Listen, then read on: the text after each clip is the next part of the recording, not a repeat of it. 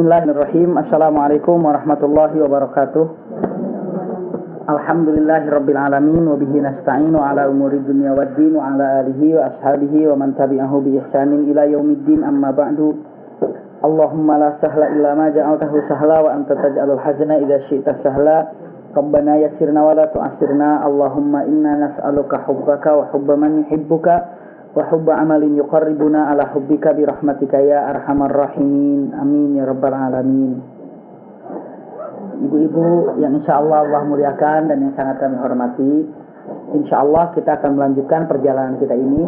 Ada yang masih ingat sampai di mana perjalanan minggu kemarin? Kanak-kanak lagi. Perjalanan kita kemarin ini sampai insyaallah Siti Khadijah selalu mengingat kebaikannya siapa? Rasulullah. Jadi setelah kita lihat Nafisah ini salah seorang perempuan, teman akrabnya Khadijah, teman curhatnya Khadijah lah, istilahnya begitu. Jadi Nafisah ini selalu ngobrol dengan Khadijah, selalu berbicara dengan Khadijah. Dalam keadaan seperti itu, biasa kalau orang udah senang dengan seseorang mungkin baru bicara dengan temannya. Dan akhirnya dia mengatakan, dengan mengatakan, Nafisah, ternyata ada juga ya seorang laki-laki yang baik, laki-laki yang jujur. Siapa itu? Muhammad. Oh begitu. Tapi kalimat ini sering terulang. Waalaikumsalam warahmatullahi wabarakatuh. Kalimat ini sering terulang. Kalimat ini selalu terucap dari lisannya siapa ini? Khadijah. Berbicara sama Nafisah sedikit-sedikit, Khadijah apa istilahnya terdiam. Dalam arti kata seperti dia menghayal begitu. Akhirnya ditanya, kenapa memang kamu ya Khadijah? Khadijah baru mengatakan, ada juga ya seorang yang baik seperti itu, seperti Muhammad. Begitulah kira-kira. Besoknya lagi dia mengatakan, Khadijah, aduh Nafisah, luar biasa ya seorang laki-laki itu namanya Muhammad, jujur banget gitu. Jadi setiap hari Khadijah ini selalu bercerita kepada Nafisah tentang apa bunda? Kebaikannya Muhammad. Kebaikannya Muhammad. Maka Nafisah dengan mengatakan, ala tatazawwaj ya Khadijah, kenapa kamu tidak menikah wahai Khadijah? Khadijah bertanya, dengan siapa harus menikah? Dengan mengatakan Muhammad bin Abdullah. Kamu kenapa tidak menikah dengan Muhammad, anaknya Abdullah saja? Baru Khadijah dengan mengatakan, bagaimana aku akan menikah dengan dia? Dia ini seorang yang masih muda, yang istilahnya punya gelar Al-Amin, dapat dipercaya, sementara aku ini janda, mungkin jandanya 2 kali bahkan. Setelah itu apa lagi? Setelah dikatakan aku ini sudah tua lagi, lalu dengan mengatakan tidak usah seperti itu, biar saya yang urus. Datanglah Nafisah ini kepada siapa bunda? Kepada Nabi Muhammad dengan mengatakan, Muhammad, kenapa kamu tidak menikah? Muhammad mengatakan, kalau seandainya aku punya uang, saya sudah menikah dari dulu. Maka Nafisah dengan mengatakan, ala tatazawwaj bidu malin wadu jamalin wadu nasab. Mau nggak aku tunjukkan kepada seorang perempuan yang dia ini cantik, kaya, setelah itu keturunan baik? Rasul mengatakan, man, siapa? Baru mengatakan Khadijah binti Khuwailid. Khadijah anaknya Khuwailid. Kagetlah Rasulullah dengan mengatakan, apa aku dengan Khadijah? Aku ini miskin, aku ini tidak memiliki apa-apa. Khadijah terfudu ahlu Makkah. Khadijah ini menolak semua orang-orang kaya. Orang kaya kan banyak yang melamar Khadijah, tapi Khadijah menolaknya. Orang-orang yang pejabat-pejabat dari luar Makkah pun datang untuk melamar Khadijah, tapi Khadijah menolaknya semuanya. Subhanallah bunda. Setelah itu Rasulullah mengatakan, kalau memang Khadijah mau, boleh-boleh saja. Maka kata Nafisah dengan mengatakan, dabbirli amr, urusan ini serahkan kepadaku, aku yang akan membereskan permasalahannya. Padahal ini sudah apa? Sudah apa ya, dengan Khadijah sudah calling-callingan. Jadi istilahnya comblangnya ini siapa? Nafisah. Baru datang, akhirnya jadi seperti itu. Baru Rasulullah berbicara kepada siapa? Rasulullah mengatakan kepada pamannya Abu Talib dan Hamzah dengan mengatakan, wahai Abu Talib, wahai Hamzah, sesungguhnya aku ini ingin menikah. Ketika mengatakan ingin menikah, baru dikumpulkan semua harta yang ada, punya Muhammad, punya Hamzah, punya Abu Talib, terkumpullah 20 ba'ir. Apa 20 ba'ir ini? Ba'ir ini unta. 20 ekor unta. Jadi menikahnya Rasulullah dengan Khadijah dengan berapa ekor unta? Maharnya 20 ekor unta. Siapa yang mendampingi Rasulullah? Yang mendampingi Rasulullah itu adalah Hamzah dan Abu Thalib. Siapa Abu Thalib? Pamannya Rasul. Siapa itu Hamzah? Ya, pamannya Rasul juga. Jadi datang ke sana, selesai, dan dari Khadijah itu juga dihadiri walinya. Itu sebagai walinya bapaknya sendiri Khuwailid, dan pamannya siapa pamannya? Waraqah ibnu Nufail. Ya, hadir. Jadilah pernikahan. Subhanallah, setelah pernikahan ini terjadi, Rasulullah dengan siapa? Dengan Khadijah. Gantilah, rubahlah sifat Rasulullah. Bukan berarti sifat apa yang ahwal keadaannya. Yang tadinya miskin, sekarang menjadi dalam keadaan kaya, dalam keadaan serba cukup, dalam keadaan luar biasa. Nah Bunda, mari kita lihat. Rasulullah mulailah dari situ mengolah uangnya Khadijah. Sering dagangnya itu ke Syam dan ke Yaman. Syam, Yaman, Syam, Yaman. Itu saja. Perdagangan Rasulullah ini ke Syam dan ke Yaman. Ke Syam dan ke Yaman. Bunda tahu kenapa Rasulullah harus berdagang ke Syam dan ke Yaman? Sesungguhnya ini sudah ada sinyal-sinyal khusus dari Allah Subhanahu wa taala. Sesungguhnya dengan mengatakan, Muhammad, engkau berdagang ke Syam. Waktu itu belum jadi nabi dan belum jadi rasul.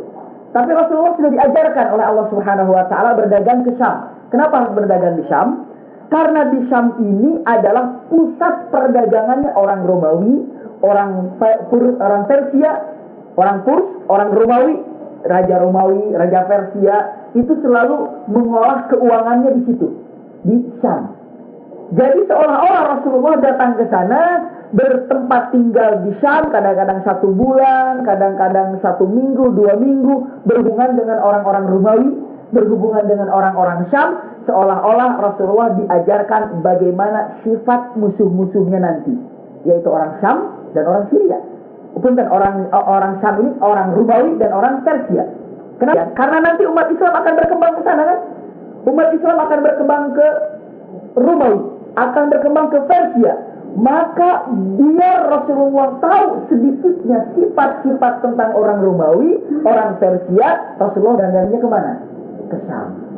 Punten kalau misalnya kita pertama kali umroh ke Mekah, kita nggak tahu kan adat Arab itu bagaimana, nggak tahu sifat Arab itu bagaimana. Mungkin kalau Arab kalau dipegang kepala marah nggak? Nggak kan? Kalau orang Arab dipegang kepala nggak marah. Tapi kalau duburnya kesenggol, waduh, marahnya luar biasa. Itu sifat Arab. Nah ketika datang ke sana, kita harus mempelajari Arab ini bagaimana ya. Arab ini kalau marah hari itu, marahnya marah asli. Tapi 1 jam setelah itu, udah habis marahnya, nggak marah lagi, sudah selesai lagi. Bayangkan saya pernah begini, disuruh menulis mungkin 30 lembar atau 60 lembar, saya tulis. Tapi di lembaran dalam arti kata baru 3 lembar, dipanggil sama dosennya. Coba lihat tulisannya. Dilihat yang 2 lembar itu alifnya itu tidak lurus. Alifnya itu saya agak bengkok begitu. Huruf alif kan harus lurus ya. Saya agak bengkok. Dia peringati. Salah ini. Huruf alif ini harus lurus. Tidak boleh dong. Ini salah, ini salah, ini salah. Lagi salah, ini salah. Ulangi lagi 2 lembar. Ya, tulis lagi 2 lembar. Terus dia bilang, kamu masih bengkok-bengkok. Salah. Ulangi lagi. Saya bilang, ya sudah, kalau saya mau ulangi lagi. Dia bilang, sampai ini, tulis sampai di sini ya, semuanya 60 lembar. Saya tulis 60 lembar, dalam beberapa hari sampai pegel semuanya. Saya serahkan, dokter, tulisan saya. Dia tulisan. Mungkin masih ada yang belok-belok alifnya. Itu Bunda, bayangkan dia mengatakan, ini salah, ini salah, ini salah, ini salah. Habisnya dirobek, semua salah, dibuang ke jendela. Asli ke jendela dibuang. Sebagai kita orang Indonesia wajar nangis dibegitukan. Tapi saya tahan air mata. Saya pulang, bukan saya pulang, saya ngambil kertas itu kan, saya pulang, istilahnya ke belakang sekolah, saya lihat kertas itu sudah banyak coretan nama dia. Setelah itu dirobek pula kertas itu. Aduh, saya nggak berani masuk kelas lagi karena sakit hati kan. Sakit hati, saya bawa kertas itu sudah. Pas teng bunyi belnya untuk istirahat, saya baru masuk, dia baru keluar. Jadi ketemu berpapasan di jalan. Tahu-tahu ngomong, dari mana? Ditunggu-tunggu, dari mana hati-hati lu? Dia bilang, tadi belum marah sama saya masih gondok, masih marah begitu ini. Tapi dia apa? Sudah tersenyum lagi. Subhanallah, ini harus tahu adat Arab seperti itu. Pahamnya begitu, adat Arab seperti itu. Untuk penghormatan Arab ini bukan mencium tangan. Adat-adat Arab nih, kalau mencium tangan itu bukan penghormatan, tapi untuk penghormatan bahwa engkau adalah di atas saya, hormat saya, hormat kepada Anda, dikecup keningnya. Jadi kalau para ulama tidak ada yang ingin tangannya itu tidak ada. Jadi kalau mau diambil dia tarik. Tapi kalau ininya tidak ada masalah. Jadi ulama di sana ini kita bawa sendal pun sendalnya ditaruh di dia, karena dia begitu kan, sendalnya di telinga dia, dikecup tangan dia keningnya, nggak marah. Karena penghormatan di sana itu mengecup keningnya, itulah penghormatannya. Subhanallah, kita tahu adat-adat Arab, oh begitu. Maka Rasulullah pun diajarkan adat-adat orang-orang Romawi, adat-adat orang Persia, karena nanti akan berhubungan di sana. Maka dia berdagang kemana? Ke Syam, karena di situ banyak orang Persia, banyak orang Romawi. Satu rahasianya. Yang kedua, Rasulullah berdagang kemana? Ke Yaman. Kenapa harus berdagang di Yaman? Kenapa berdagang di Yaman? Karena di Yaman ini pusat perdagangan orang-orang Arab. Di situ Arab Yaman hadir di situ, Arab dari kabilah Murrah di situ, Arab dari kabilah Khuza'ah di situ, kan lain-lain kan? Orang Indonesia, Madura sama Betawi lain nggak kira-kira? Lain. Dengan Sunda lain lagi, dengan Jawa lain lagi, dengan Medan lain lagi. Kenapa demikian? Adatnya berbeda. Tapi sama-sama Indonesia. Arab pun begitu. Sama-sama Arab, tapi setiap kabilah berbeda sifatnya. Maka Rasulullah dikenalkan ini loh sifat-sifat Arab. Bisa dipahami Bunda ya? Jadi Allah menyiapkan Rasulullah tidak langsung dijadikan engkau sebagai Nabi, engkau sebagai Rasul. Tidak. Bagaimana Allah siapkan? Dari segi pergaulan pun engkau berdagang ke Syam. Lihatlah nanti musuh-musuhmu. Lihatlah orang nanti akan menentangmu, itu orang Persia, orang Romawi. Ini loh sifatnya. Ini juga Arab-Arab, ini loh orang-orang Arab, kabilah-kabilah Arab kumpul di sini. Di Yaman berdagang. Disitulah Rasulullah mulai dilatih untuk pergaulan. Subhanallah. Lihat Bunda, kita ulang sedikit. Rasulullah sudah disiapkan sejak dalam buayan kan, setelah itu lahir sudah disiapkan, disimpan di Bani Sa'diyah, disiapkan agar lisannya kuat, bahasanya baik. Setelah itu diberikan kepada ibunya pun disiapkan, ibunya wafat, kakeknya disiapkan bagaimana cara memutuskan permasalahan. Waktu itu kakeknya kan, setelah kakeknya tidak ada, lihat sama pamannya dalam kefakiran bagaimana menggembala itu ini, akhirnya berdagang. Dan tidak sempurna seorang pemimpin kalau tidak nikah, maka harus menikah. Subhanallah. Tinggal sekarang ini Rasulullah ini diperiksa, dalam arti kata dicek bagaimana cara menyelesaikan permasalahan umat. Bunda, izinkan di usia Rasulullah 25 tahun sampai 40 tahun, nunggu berapa tahun kira-kira? 15 tahun. Apa yang terjadi di 15 tahun ini? Saya akan singkat. Insya Allah di usia sekitar Rasulullah sekitar 35 ataupun 37 itu terjadi pembangunan Ka'bah. Jadi Ka'bah ini, apa yang terjadi terhadap Ka'bah? Ada yang mengatakan Ka'bah ini kebanjiran, ada yang mengatakan Ka'bah ini kebakaran ataupun kebanjiran. Jadi inginlah membuat Ka'bah, dalam arti kata membangun Ka'bah. Akhirnya berkumpul orang-orang Quraisy semuanya, mari kita bangun Ka'bah ini. Bunda, ada beberapa kesulitan, dan insya Allah kesulitan ini akan saya satu persatu. Kesulitan pertama, Ka'bah ini terbuat dari tanah apa batu? Batu. Sementara di Mekah ini rumah terbuat dari tanah. Batu ada, tapi arsiteknya siapa? Insinyurnya siapa? Karena apa? Karena yang namanya Mekah ini tidak ada bangunan dari batu, semua dari tanah. Mencari arsitek, siapa nih arsiteknya? Permasalahan pertama. Sudah dalam keadaan seperti itu, tiba-tiba ada seorang budak. Budak ini berasal dari Syria, namanya Amir Al-Qibti. Sementara di Syria ini, rumah ini terbuat dari batu. Maka Amir Al-Qibti ini dibelilah oleh orang-orang Mekah dengan mengatakan, kamu Amir Al-Qibti tahu cara pembuatan penyusun batu? Saya tahu. Wah, selesai permasalahan satu, ya kan? Yang kedua, Ka'bah ini di dalamnya ada pondasi-pondasi kayu. Di Mekah ada kayu nggak? Tidak ada. Kesulitan kedua, tidak lama kemudian ada kabar sesungguhnya ada perahu yang hancur di tengah laut dan kayunya terdampar di Jeddah. Diambillah kayu itu, dibawa, alhamdulillah selesai permasalahan kedua.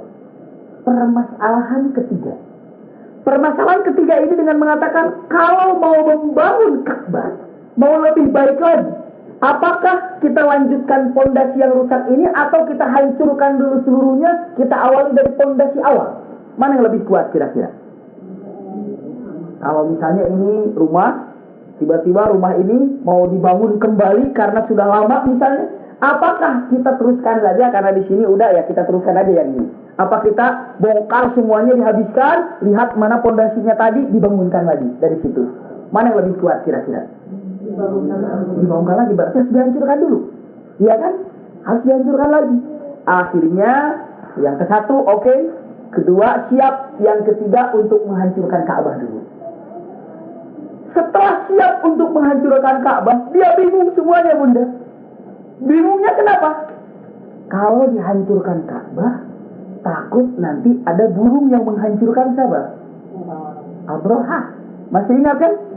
Jadi orang Quraisy ini dengan maaf, yuk kita hancurkan aja dulu lah. Sepakat semua, ayo kita hancurkan dulu. Kenapa dihancurkan? Biar nanti pondasinya kuat. Yuk kita hancurkan. Ayo. Sudah siap, bergerombol tiba-tiba. Tunggu. Sebentar, kenapa emang? Wah, ingat gak Abraha dulu? Menghancurkan Ka'bah, datang burung. Nggak mau saya, nggak mau. Pada nggak mau semuanya sekarang. Kesulitan ketiga. Subhanallah. Akhirnya Al-Walid bin Mughirah, dia mengatakan, saya menghancurkan Ka'bah bukan untuk mentidakadakan Ka'bah, tapi menghancurkan Ka'bah ini untuk membangun pondasinya, untuk kembali memperbaiki. Tapi semua orang mengatakan, nggak mau kamu aja duluan, kamu aja. Akhirnya hanya satu orang, Walid bin Mughirah, dia bawa martilnya ataupun kapaknya, lalu dihancurkan. Semua orang Mekah melihat dari rumahnya masing-masing. Ada burung nggak ya? Ada burung nggak ya? Setelah dihancurkan, hancur gitu kan, jatuh, tiba-tiba burung tidak ada memang. Tapi besoknya lagi orang Mekah mengatakan, biarin jangan tunggu sampai 3 hari. Kalau 3 hari aman, berarti memang aman. Hari kedua, Walid bin Mughirah dibantu dengan anak-anaknya yang 3 menghancurkan Ka'bah, juga aman. Hari ketiga, Walid bin Mughirah dan anak-anaknya, ada beberapa orang-orang Mekah membantu Walid bin Mughirah, aman. Hari keempat, turun semua orang Mekah membantu seluruhnya. Akhirnya Ka'bah diratakan karena ingin dibangun pondasi baru. Selesai. Kesulitan yang keberapa ini? Ketiga apa keempat? Ketiga. Kesulitan keempat sekarang. Subhanallah, Bunda, yang namanya orang jahiliyah. Jahiliyah dikatakan orang bodoh gitu kan. Saya sudah terangkan apa itu bodoh kalau nggak salah ya. Orang dikatakan bodoh yang tidak tahu apa-apa, tapi untuk membangun Ka'bah di situ ada syarat. Syaratnya, Bunda, indah.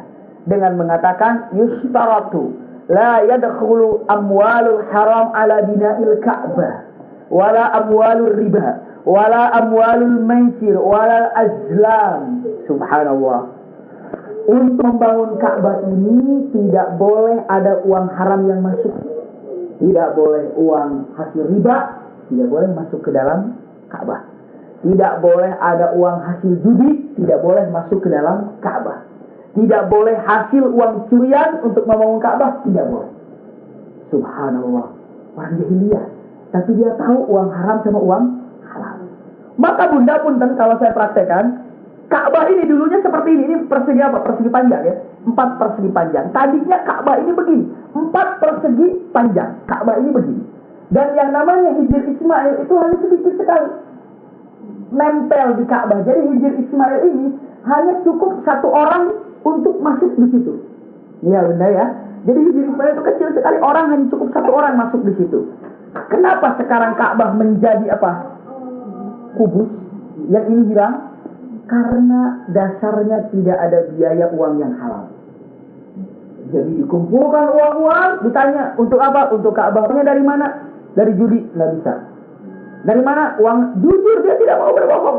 Tidak mau berbohong apa? Allah, untuk membangun rumah Allah. Masa harus pakai uang yang haram? Innallaha thayyibun la yaqbalu illa Allah ini maha baik, baik sekali, maka Allah tidak menerima kecuali yang baik-baik saja. Subhanallah. Lihat orang jahiliyah, ketika dengan mengatakan kamu uangnya dari mana? Hasil riba, tidak masuk. Kamu uang dari mana? Hasil menzalimi orang, tidak boleh. Kamu uang dari mana? Hasil daripada judi, tidak bisa masuk. Kamu uang dari mana? Hasil dagang, asli bersih, bersih, masuk. Bersih, bersih, bersih, masuk. Ternyata dikumpulkan tidak bisa membangun Ka'bah dalam fondasi yang semula. Maka apa yang dia lakukan? Ka'bah ini, nah ini saya praktekkan ini, misalnya ini persegi panjang, ya kan? Jadi akhirnya ditutuplah jadi begini, jadi kubus. Sisanya ini langsung dijadikan hijr Ismail. Maka Rasulullah mengatakan, man arada an yusalliya fi dakhilil Ka'bah fal yusalli inda hijr Ismail. Barang siapa yang ingin melaksanakan sholat di dalam Ka'bah, maka sholatlah di hijr Ismail. Kenapa demikian? Karena memang hijr Ismail tadinya apa? Bagian dari Ka'bah. Kenapa Ka'bah dibangunnya menjadi kubus? Karena apa, Bunda? Karena kurang biaya. Apakah pada waktu itu orang jahiliyah ini miskin? Tidak. Kenapa? Karena orang jahiliyah tahu mana uang halal dan mana uang yang haram. Subhanallah. Kalau kita membangun masjid gimana sekarang? Tanya-tanya dulu nggak? Terima aja. Ya mau halal mau haram terima.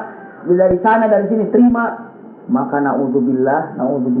Ya mungkin kita tidak tahu. Non muslim pun menyumbang. Sekarang ada satu pesantren, saya lupa namanya, baru dikasih tahu kemarin, tapi saya lupa namanya pesantren apa gitu ya.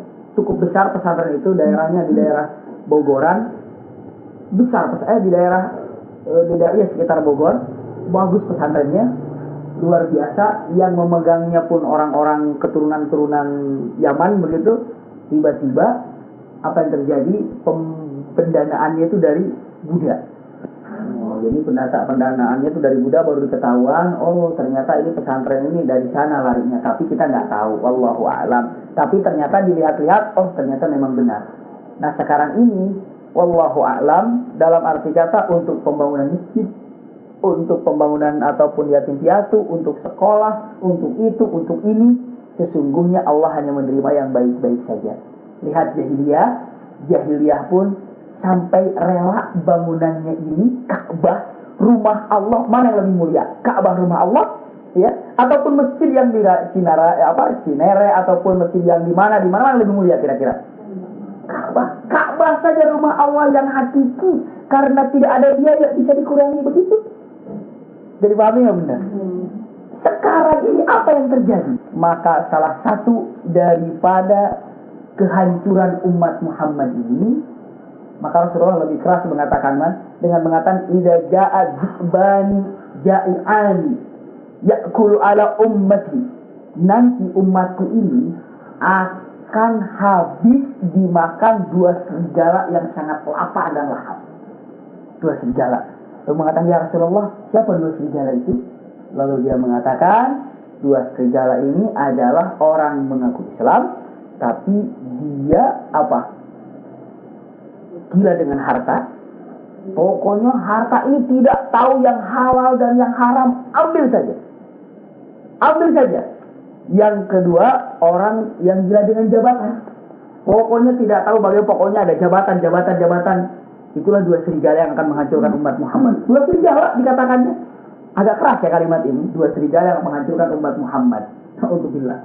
Yang senang terhadap harta, yang juga senang terhadap jabatan. Na'udzubillah. Dan subhanallah, mengenai harta ini ternyata ada masih keterangan jauh. Dengan mengatakan, wahai umatku, kata Rasulullah ini, harta yang haram ini apabila engkau infakkan, maka Allah tidak akan menerimanya. Subhanallah.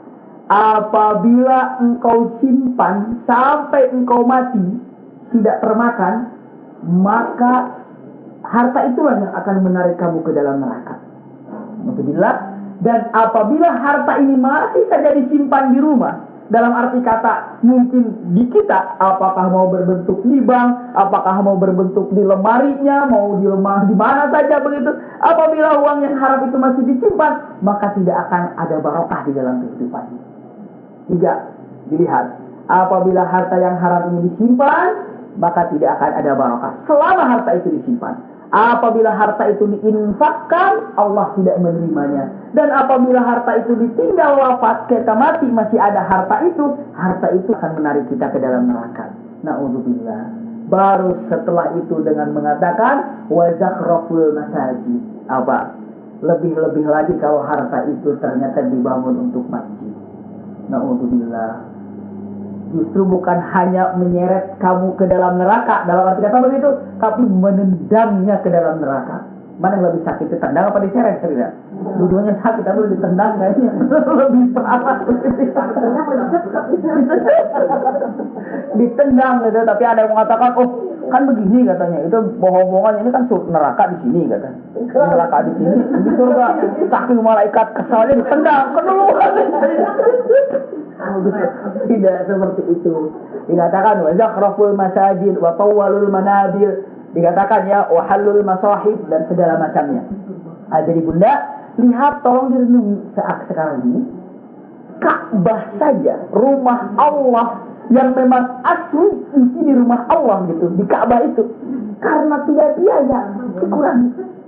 Sampai nanti setelah zaman Rasulullah, di zamannya tabi'in, Marwan, di zaman tabi'in Ka'bah ini akan kembali dibangun dan akan dikembalikan ke pondasi yang semula.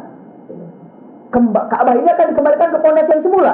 Tapi pada waktu itu para ulama, termasuk ulama tabi'in terkenal, masya Allah, ulama tabi'in dengan mengatakan kalaulah pada waktu itu Rasulullah mau, pasti akan merubahnya pondasi ini menjadi pondasi yang semula di zaman Rasulullah, ataupun di zaman Abu Bakar, ataupun di zaman Umar, atau di zaman Utsman, ataupun di zaman Ali. Tapi pondasi ini tidak dirubah. Dalam arti kata tidak dibesarkan lagi. Kenapa? Karena sebagai lambang yang penting halal, yang penting bersih, yang penting suci, tidak perlu megahnya, tidak perlu besarnya, tidak perlu apa itu ininya, namun yang penting halal. Ka'bah saja diperkecil karena uang yang ini. Subhanallah. Jadi itu yang harus dipahami sesungguhnya di yang pertama kali. Bunda, setelah itu terjadilah pembangunan Ka'bah dalam pondasi yang sekarang kita lihat. Jadi bentuknya menjadi kubus, ya, menjadi kubus. Selesai, berebutlah untuk menyimpan Hajar Aswad. Jadi Hajar Aswad kan disimpan, tinggal nempelkan Hajar Aswad. Semua kabilah, naudzubillah, di sini ada beberapa kabilah Bunda. Semua kabilah di sini bukan apa ya, dengan mengatakan sayalah yang paling pantas untuk menyimpan Hajar Aswad di tempatnya. Ada satu kabilah dengan mengatakan kabilah ini dari kabilah Abu Dar. Kabilah Abu Dar ini dengan membawa darah ini disimpan. Kalau seandainya bukan aku yang meletakkan Hajar Aswad tempatnya, masukkan tangannya, boleh kelihatan ini adalah darah. Berarti tempur begitu. Kabilah Abu Dar juga begitu. Kabilah Bani Makhzum juga membawa darah. Kabilah Muk'um juga membawa darah. Semua membawa darah, artinya apa? Perang. Subhanallah. Gara-gara untuk menyimpan apa? Berebut Hajar Aswad, siap perang. Subhanallah, Allahu Akbar. Di situ barulah ada seorang Abu Umayyah. Abu Umayyah ini orang Mekah. Umurnya pada waktu sekitar 120 tahunan. Umurnya sudah tua, 120 tahun. Maka Abu Umayyah dengan mengatakan, wahai Sadatul Arab, wahai orang-orang Arab, pemuka-pemuka Arab, kalau kalian ini berkelahi, kalau kalian ini berantem, kalau kalian ini perang, siapa yang akan mengurus Mekah? Begitu. Mikir gitu. Bagaimana kalau seandainya Indonesia akan terbangun kalau pemimpinnya aja berantem begitu, dalam arti kata nggak bersatu. Berarti seperti ini. Pada waktu itu Abu Umayyah dengan orang jahiliyah, tapi mengatakan bagaimana Mekah ini akan terbangun kalau setiap kabilah ini masih mementingkan kepentingannya masing-masing. Dalam arti kata mungkin kalau partai itu masih mementingkan partainya masing-masing, begitulah, nggak mungkin terbangun. Maka setelah itu Abu Umayyah dengan mengatakan, saya ingin memberikan satu keputusan. Keputusan apa? Ini, masalah ini untuk menyimpan Hajar Aswad kita serahkan kepada seseorang yang mana orang ini, orang yang pertama kali masuk ke masjid atau masuk ke tempat ini melalui pintu Syaibah. Melalui pintu mana bunda? Syaibah. Sekarang kalau ke Masjidil Haram ada nggak pintu Syaibah? Ada ya. Pintu Syaibah ada. Pintu Syaibah di sini Babu Salam. Di sebelah kirinya, kalau kita berhadapan dengan Babu Salam, di sebelah kirinya ada pintu Syaibah. Pintu Syaibah ini Bani Syaibah. Siapa Bani Syaibah ini? Yang sampai sekarang memegang kunci Ka'bah itu Bani Syaibah. Raja tidak memegang pintu Ka'bah. Jadi siapa yang memegang pintu Ka'bah sampai saat ini itu adalah kabilah Syaibah. Jadi yang memegang kunci Ka'bah itu Syaibah. Raja tidak berhak, menteri tidak berhak, semua tidak berhak. Kunci Ka'bah ini dipegang oleh pintu Syaibah atau Bani Syaibah. Siapa yang memberikannya? Rasulullah.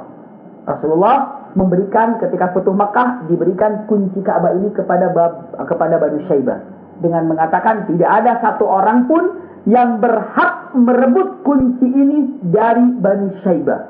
Itu adalah perintah Rasulullah. Dari dulu sampai saat ini kunci Ka'bah ini dipegang oleh Bani Syaibah. Subhanallah, saat itu Rasulullah masuk mau ke masjid, semua orang tunggu siapa yang pertama kali masuk. Tiba-tiba yang masuk dari pintu Syaibah itu siapa? Rasulullah. Baru semua mengatakan, baru melihat Rasulullah semua mengatakan, radina bi hukmi Muhammad al-amin. Kami ridho dengan hukumnya Muhammad yang dapat dipercaya. Masuk, subhanallah.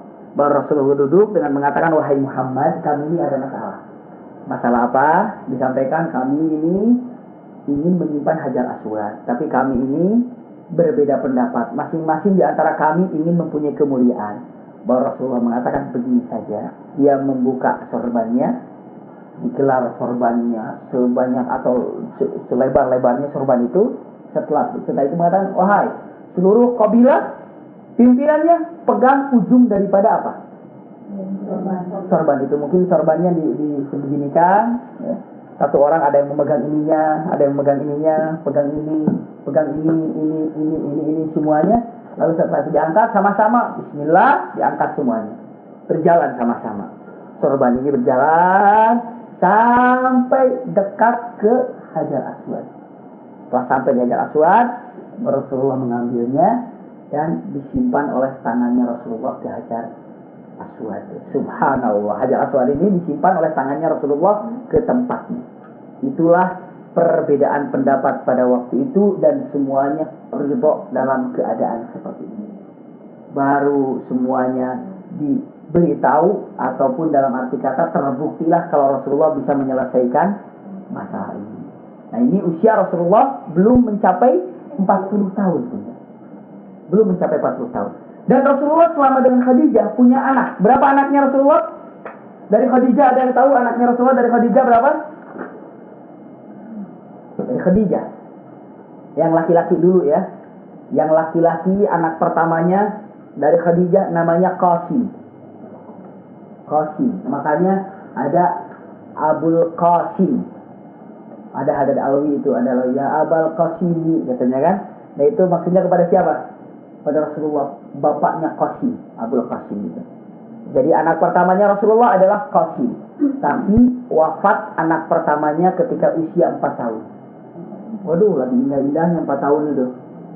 Subhanallah. Maka wajar kalau Rasulullah mengatakan, barang siapa yang memiliki anak dan wafat di usia itu masih kecil, lalu orang tuanya ridho dengan keadaan seperti itu, Rasulullah mengatakan tidak ada yang pantas untuknya illa baitul hamdu fil jannah. Tidak ada pahalanya untuk orang tua yang ridho anaknya wafat ini kecuali disediakan oleh Allah untuknya rumah khusus namanya rumah hamd. Rumah hamd itu di surga nanti. Subhanallah. Bagi orang-orang yang tinggal wafat anaknya. Jadi yang pertama, Bunda, itu adalah Qasim. Wafat ketika usia 4 tahun. Waduh, 4 tahun lagi indah-indahnya. Yang kedua, namanya Abdullah. Namun Abdullah ini sering juga dipanggil Tahir namanya. Sering juga dipanggil namanya Tayyib. Nggak pulang-pulang nanti waktu ini. Jadi ada tahir, ada thayyib, gitu ya. Ada tahir dan ada thayyib. Itulah namanya siapa? Nama Abdullah aslinya.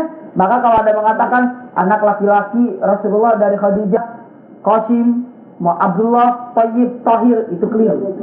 Dia juga. Namanya dua. Yang pertama Qasim, yang kedua Abdullah. Tapi Abdullah ini sering dipanggil Thayyib, sering dipanggil Tahir. Namanya. Ya. Dan wafat Tahir ini atau Thayyib ini atau Abdullah ini ketika usia 3 tahun.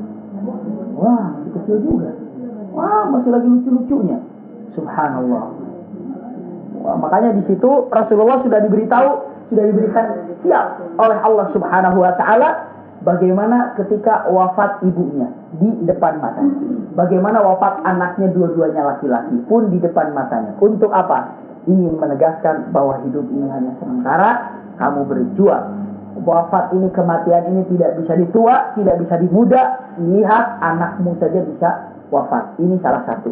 Tapi daripada salah satu ataupun faedahnya yang lain, kalau seandainya Rasulullah punya anak, Rasulullah tidak punya anak saja. Ali punya siapa? Ali itu ya anak pamannya Rasulullah. Jadi apa disebutnya? Anak paman itu apa? Sepupu. Sepupunya Rasulullah saja. Sampai sekarang masih banyak sangkaan kalau sesungguhnya yang harus jadi nabi itu siapa? Ali. Jibril salah memberikan wahyu. Jadi Jibril ini harusnya memberikan wahyu kepada Ali. Tapi karena keliru, masuklah kepada Muhammad. Sampai begitu, ada pemahaman. Yang namanya pemahaman apa, Bunda? Syiah. Ya. Syiah kan seperti itu. Makanya dikatakan, nantilah kita belajar ke sana nanti lebih jauh lagi. Yang jelas, apalagi kalau Muhammad ini Sallallahu Alaihi Wasallam punya anak, bagaimana akan dibangga-banggakannya? Rasulullah tidak punya anak saja, keturunannya sekarang dibagaimanakan? Oh, diangkat-angkat. Padahal Rasulullah mengatakan la fadlul alal arabi walal a'jami. Tidak ada perbedaan. Dia orang Arab, dia bukan orang Arab. Walakinnal fadlu liman ittaqillah. Namun keutamaan itu bagi siapa yang bertakwa kepada Allah. Gitu kan? Banyak mengatakan, oh ini turunan Rasul, wah ini turunan Rasul, turunan Rasul, turunan Rasul. Memang kita harus hormati, tapi tetap keutamaan itu bukan dari sana. Abu Jahal keturunan Rasul bukan? Abu Jahal satu nasab nggak dengan Rasulullah? Satu keturunan kan? Tuh Abu Jahal. Makanya dulu waktu ada lagi hajian, ada jamaah haji lagi jalan, tiba-tiba ada orang Arab nabrak dorongannya itu kena ininya, kena pahanya, sakit juga. Akhirnya sudah nabrak, Arab itu marah lagi. Marah dengan ngomong, kenapa sih kamu jalan di tengah, gini-gini segala macam. Udah tahu dia yang salah gitu ya. Akhirnya orang Indonesia itu bisa bahasa Arab sedikit dengan mengatakan, kamu ini orang Arab, tolong dong, kamu kan keturunan Rasulullah tuh di sini lahirnya berakhlak seperti Rasulullah, kamu lupa Rasulullah di sini. Tapi orang bawa roda gerobak itu dia mengatakan, kamu lupa Abu Jahal juga di sini lahirnya. Aku ini bukan turunan Muhammad, aku ini turun Abu Jahalnya katanya. Jadi dia ya seperti itu.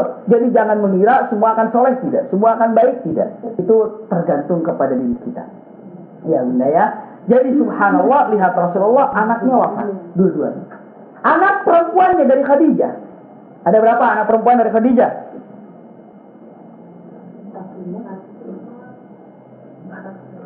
Ada berapa? Anak pertama kita susun. Yang pertama namanya Zainab. Ingat aja sih dulu Zainab.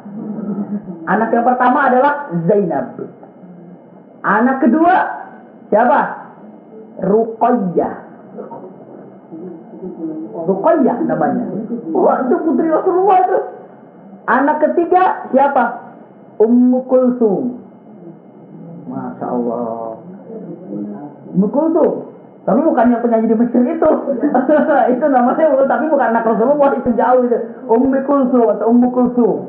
Dan yang keempat ini adalah Fatimah.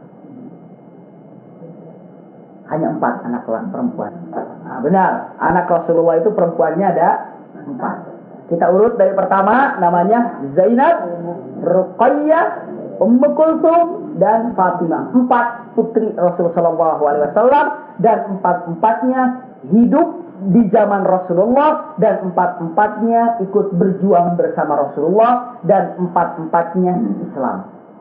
Subhanallah, nikmat Rasulullah ini. Jadi empat-empatnya dalam keadaan muslimah seluruhnya. Jadi anak Rasulullah berarti semuanya dari Khadijah ada berapa?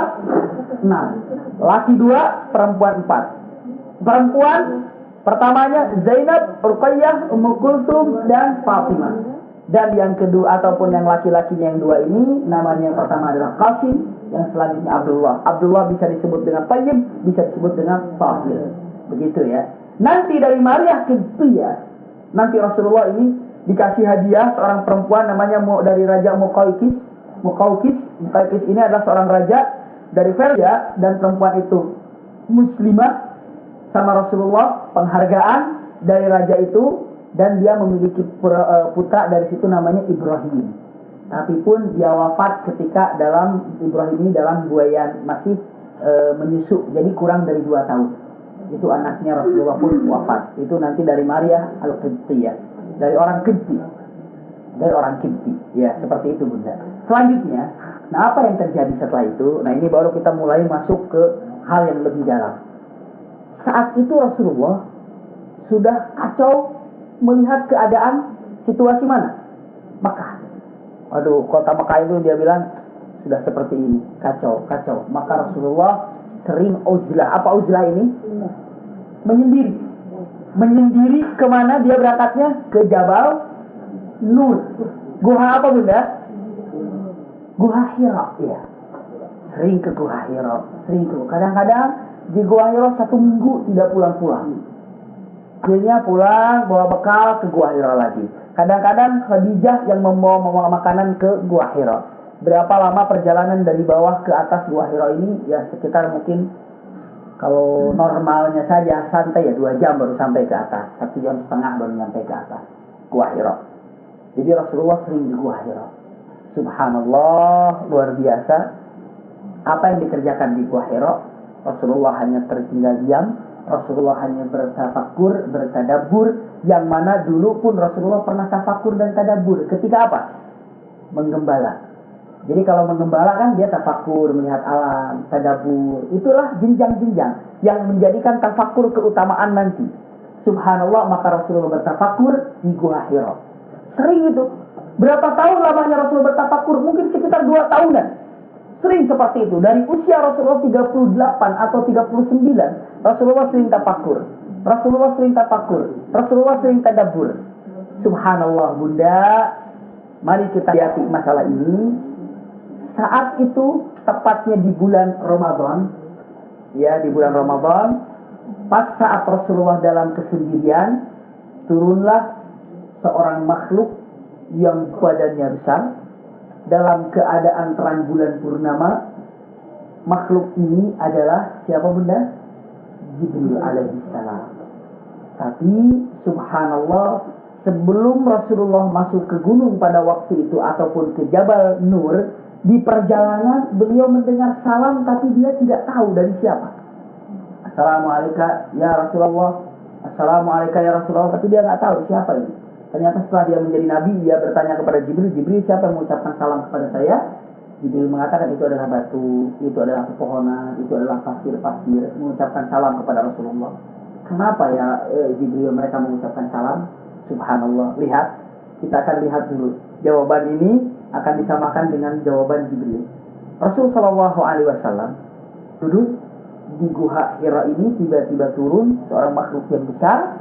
Tiba-tiba dia dengan mengatakan tanpa basa-basi, dia mengatakan Iqra. Apa artinya Iqra? Bacalah. Rasulullah mengatakan, apa jawabannya? Ma ana biqari. Saya tidak bisa membaca. Saya tidak dapat membaca. Jibril mengatakan Iqra. Rasulullah menjawab, Ma ana biqari. Setelah itu Rasulullah dipeluknya, didekapnya dengan kuat sampai Rasulullah katakan itu an-amun. Hampir saja seolah-olah aku melihat kematian. Karena apa? Sesak, dipegang, dilepas lagi. Mengatakan lagi, Iqra, ma'ana biqari. Dipeluk lagi, dekap lagi, dilepas lagi. Bunda tahu rahasianya kenapa Jibril melepas. Pernah nggak mendengar itu kalau itu? Ya sebagian ada pernah, sebagian ada enggak. Tapi yang jelas Bunda, ketika Jibril mengatakan Iqra, ma'ana biqari, dipeluk, didekap oleh Jibril, dilepas lagi. Fa'arfan Iqra, ma'ana biqari, dipeluk lagi, dekap lagi, dilepas lagi. Apa rahasianya? Bunda, 600 tahun di muka bumi ini tanpa nabi dan tanpa rasul. Setelah Isa alaihissalam, ya, 580 tahun. Sebagian ulama mengatakan 600 tahun di muka bumi ini tanpa nabi dan tanpa rasul. Dan ini tidak pernah terjadi sebelumnya. Coba nyambung kan? Daripada Nabi apa? Dari mulai Nabi Nuh. Daripada Nabi Nuh, itu selalu nabi. Tidak terputus muka bumi ini dengan nabi. Iya. Tidak terputus. Bahkan Nabi Yahya itu bareng. Zakaria, Yahya bareng di situ kan? Ataupun Yahya dan Isa bareng di situ. Satu kampung, bahkan Nabi Harun dan Nabi Musa itu adik kakak. Jadi kadang-kadang satu kampung ada 2 nabi, kadang-kadang satu kampung ada 4 nabi, itu aja. Tapi setelah Isa setelah Isa diangkat, tidak ada di muka bumi ini. Di muka bumi ini tidak ada nabi, tidak ada rasul selama berapa tahun? 600 tahun. Maka pepohonan merindukan Rasulullah, batu merindukan Rasul, pasir-pasir merindukan Rasul. Saat Rasulullah berjalan, semuanya mengucapkan apa? Salam. Assalamualaikum ya Rasulullah. Assalamualaikum ya Rasulullah. Merindukan. Pun Jibril ketika turun ke bumi ini dengan mengatakan Iqra, ma'ana biqari, dia sudah rindu Jibril ini sama Muhammad, lalu dipeluknya. Tapi wajar, yang dipeluk juga tidak tahu dan ketakutan. Punten kalau misalnya ada anak kecil lucu, dipeluk, dicium segala macam, senang anak itu. Takut dia kan? Tapi ya itu nakutin apa enggak? Bukan nakutin, dia itu senang. Diciumnya, lucu, diciumnya, dipeluknya, dilepas lagi sampai nangis. Pokoknya nggak peduli, pokoknya dipeluk. Seperti itu. Karena saking sayang, saking rindu, Jibril ini turun, dipeluknya Muhammad sampai nafas dikeluarkan lagi. Iqra, ma'ana biqra, dipeluk lagi. Rindu Jibril ini kepada Muhammad. Subhanallah. Turun wahyu pertama kali di mana Bunda? Di Gua Hira. Tempat pertama kali sinyal yang kuat antara bumi dengan langit itu adalah di Gua Hira. Tempat berkembangnya cahaya Islam bukan di istana, bukan di tempat-tempat megah, tapi di tempat yang mutawadhi, di tempat yang penuh dengan ketawadhuan. Mana tempatnya? Di Gua. Subhanallah. Tidak ada cerita Quran pertama kali turun di istana, tidak ada. Quran pertama kali turun di istana Furs, tidak. Quran pertama kali turun di anu tidak, tapi di Gua. Mana gua itu? Di Jabal Nur. Bagaimana tempatnya? Terjal. Subhanallah. Tempat ini diabadikan, disebutlah Jabal Nur. Subhanallah. Jadi Islam ini berkembang di satu tempat yang luar biasa. Tidak bisa menjamin dengan mengatakan, wah itu bagus, itu sekarang itu. Kenapa? Pelajarannya, misalnya bukan pelajaran diambil, sekolahnya bagus, sekolahnya megah, sekolahnya luar biasa. Kita harus tahu Iqra di mana turun, di istana apa di mana? Jadi kita nggak usah tergiur ataupun tergiur dengan apanya, dengan bangunannya, tergiur dengan itunya, dengan ininya, isinya di mana? Lihat, sudah Iqra saja turunnya tidak di istana, padahal zaman dulu istana ada nggak? Ada. Tempat-tempat yang mulia seperti Darul Arqam ada, Darul Nadwa ada. Tapi kenapa Iqra pertama kali turun tidak di sana, bahkan hanya di Goa? Lihat, tawadhu, subhanallah, luar biasa. Rasulullah di sana ada. Maka Allahu Akbar pertama kali surat ini apa Bunda? Punten. Al-Alaq, Iqra bismi rabbikal ladzi khalaq. Kenapa harus Iqra pertama kali? Dengan baca. Tapi subhanallah Bunda, seolah-olah dengan mengatakan Iqra rahasianya ini, tolong dimasukkan ke dalam hati. Dalam arti kata sudah habis mukjizat kehancuran umat. Punten, Raja dalam arti kata Nabi Nuh.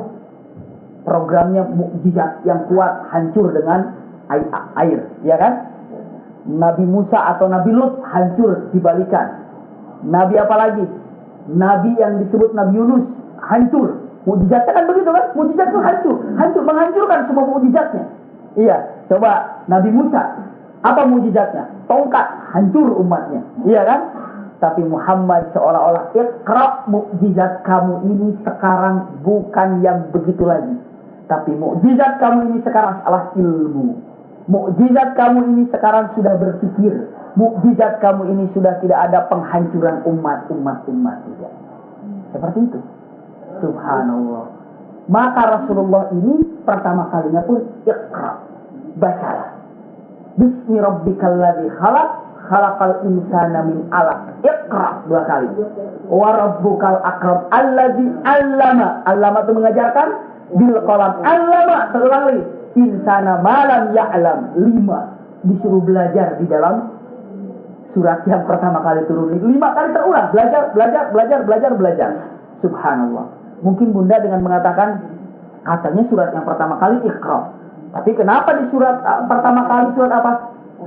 Al-Fatihah. Ada nggak bertanya begitu? Kalau nggak ada saya yang nanya. Gimana coba? Mari kita lihat. Mungkin ada yang bertanya dan silahkan jawab Bunda. Jawabannya harus benar.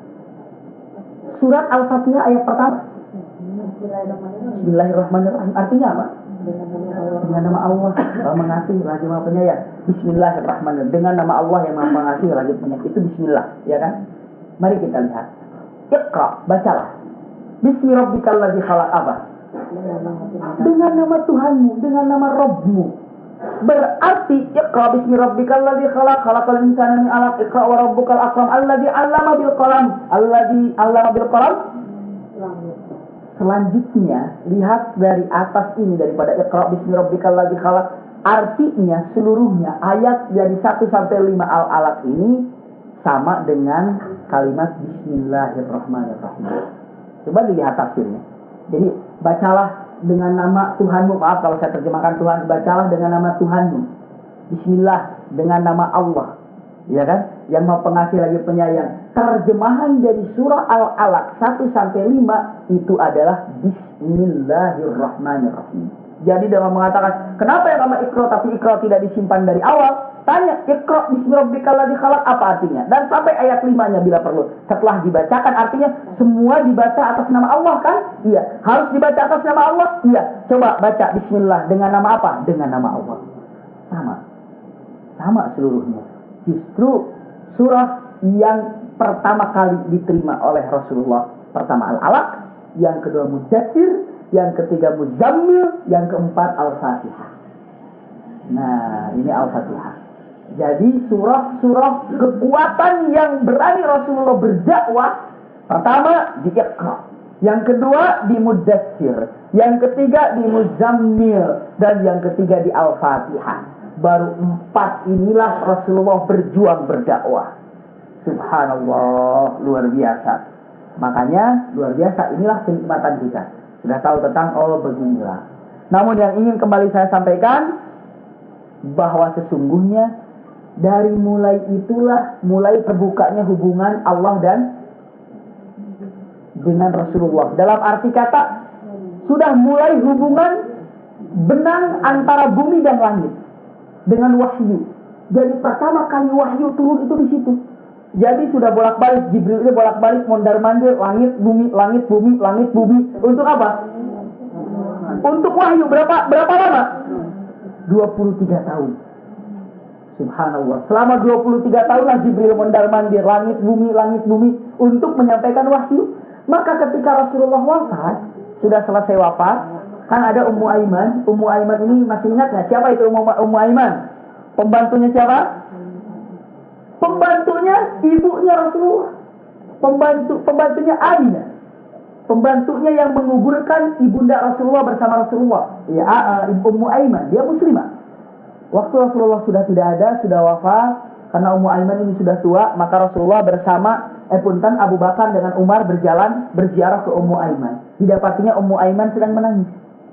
menangis. Setelah itu ditanya, wahai Ummu Aiman, udahlah jangan ditangisi kepergian Rasulullah.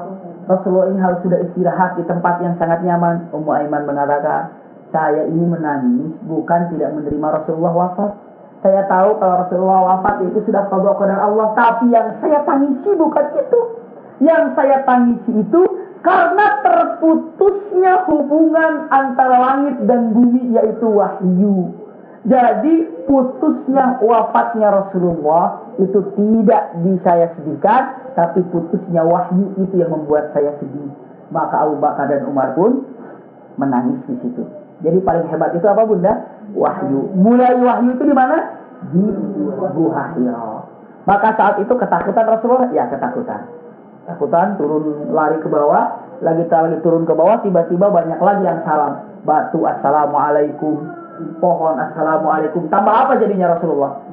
Tambah takut. Udah getar semuanya, nggak usah dibayangkan lama-lama. Bagaimana ibu misalnya lagi di kamar sendiri, tiba-tiba datang, namamu siapa? Jangankan disuruh ikra, bisa lupa nama sendiri. Kenapa? Orang datang mendadak, nggak kenal lagi. Apalagi Rasulullah. Maka kalau seandainya Rasulullah ini penakut, pasti akan lupa apa yang dikatakannya. Tapi Rasulullah ini cerdas, pintar. Maka dalam keadaan seperti itu aja Rasulullah bisa menangkap kalimat Iqra bismi rabbikal ladzi khalaq dan selanjutnya. Lari dia turun ke bawah, semua pohon mengatakan assalamualaikum ya Muhammad, assalamualaikum ya Rasulullah. Semuanya Rasulullah, nggak ada orang, nggak ada, tambah lari.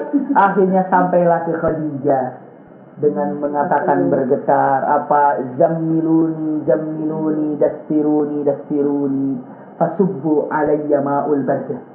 Wahai Khadijah, selimuti aku, turunkan atau berikanlah air yang dingin di kepalaku karena aku ini kepanasan. Maka Siti Khadijah ini subhanallah membawa Rasulullah, dan Rasulullah mengatakan punten. Rasulullah manusia, dia mengatakan inni khiftu ala nafsi, aku ini khawatir terhadap diri sendiri. Mungkin ada jin, mungkin ada setan, mungkin ada apa yang mengganggu saya. Rasulullah bimbang pada waktu itu. Dalam arti kata kebimbangan apa? Nggak tahu apa ini gitu. Nggak tahu apa ini. Semuanya apa? Nah, Rasulullah nggak tahu kalau dia seorang Nabi, kalau Rasul belum tahu di sini. Subhanallah. Dia nggak tahu kalau ada bimbang. Makanya konsep-konsep ini diambil oleh film-film yang itu kan. Kayak film-film Spider-Man. Dia keracunan, dia bingung apakah dia ini sebagai Spider-Man atau apa, dia Superman apa gitu kan. Orang-orang kan nggak dilihatkan seperti itunya. Tapi subhanallah Rasulullah mereka bimbang dengan aku ini seorang Nabi, seorang Rasul, apa dia sama sekali tidak mengira itu. Maka di situ Khadijah dengan mengatakan, wallahi la yukhzikallahu abada.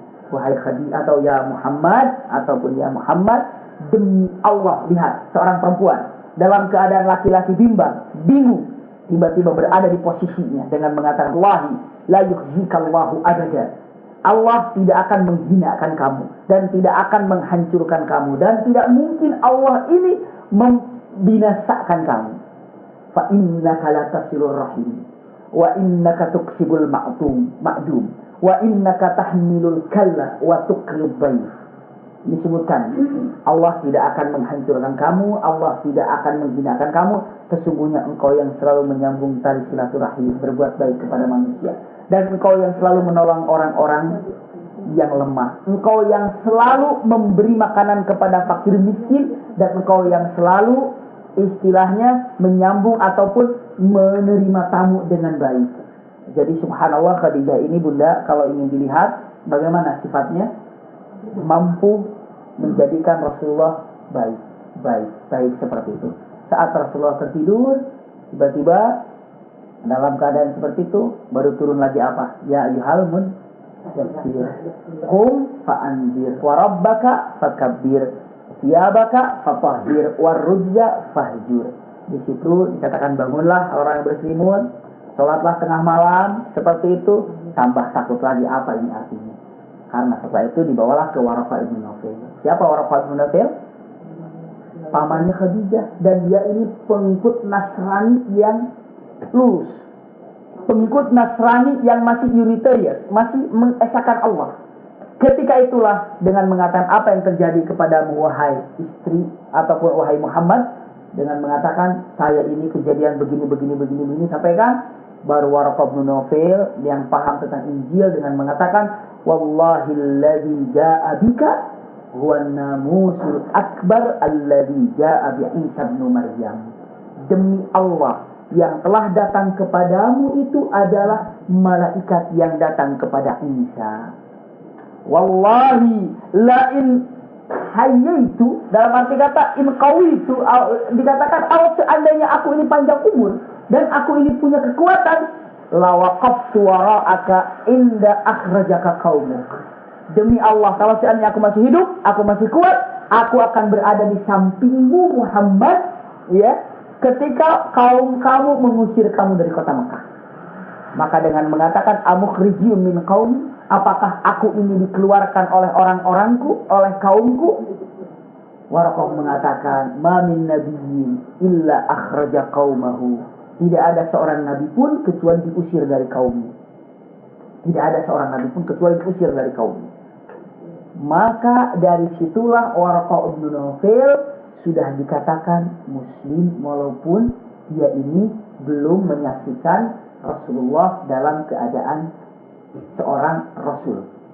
Baru Nabi pada waktu itu. Nanti kita di minggu yang akan datang kita bahas apa itu Nabi dan apa itu Rasul. Bunda, yang jelasnya Waraqah bin Nawfal sudah berazam, berkeinginan, kalau aku masih hidup nanti, ketika engkau diusir dari Makkah, aku akan berada di sampingmu. Tapi Waraqah bin Nawfal wafat tidak lama dari itu. Tapi dengan keinginan seperti itu, Allah sudah menempatkan dia di surga. Subhanallah. Jadi ini yang disampaikan pada malam hari, pada siang hari ini. Sudah ngantuk benar. Pada siang hari ini, siang hari ini yaitu sampai Rasulullah datang ke Waraqah ibnu Nawfal. Insya Allah dia akan datang. Rasulullah ini akan menyampaikan ataupun bagaimana isbatnya, meyakinkannya Rasulullah kalau dia seorang nabi, dan bagaimana dakwahnya, dan bagaimana ketika itu banyak orang-orang yang menghantamnya. Subhanallah, mungkin kita juga lihat bagaimana Khadijah selalu di samping Rasul sallallahu alaihi wasallam. Jazakumullah khair ala husni istima'ikum. Mungkin ada yang ditanyakan dari bahasan kita ini ataupun di luar bahasan ini, silahkan. Terima kasih. Makanya itu ini sekarang itu lagi musibah itu ujian. Kan sekarang ini kayaknya lagi beruntung gitu. Iya. Jadi sekarang begini Bunda ya, yang ingin mungkin kalau dikatakan ujian, ya mungkin alhamdulillah begitu ya kalau memang ujian. Kalau memang cobaan, ya juga memang pantas gitu. Nah, teguran juga memang pantas. Kita memang ditegur, terus. Hanya begini Bunda, tolong dilihat saja bukan dilihat ininya, ada di surat Al-Baqarah. Surah Al-Baqarah, mungkin saya akan terangkan kalau ada yang bawa Quran mungkin bisa dilihat surat Al-Baqarah ayat 65 ya. Ayat 65 bahwa sesungguhnya di situ dengan mengatakan kunu qiradatan khasiin. Jadi alam ini mungkin sudah tidak pantas lagi dalam punten. Pertama kali hadis Rasulullah mengatakan begini Bunda. Hadis Rasulullah saklek, hadisnya sahih bagus. Rasulullah mengatakan ma yabqa minad dunya bimaulidi illa balaun wa fitnah. Itu begitu kalimatnya.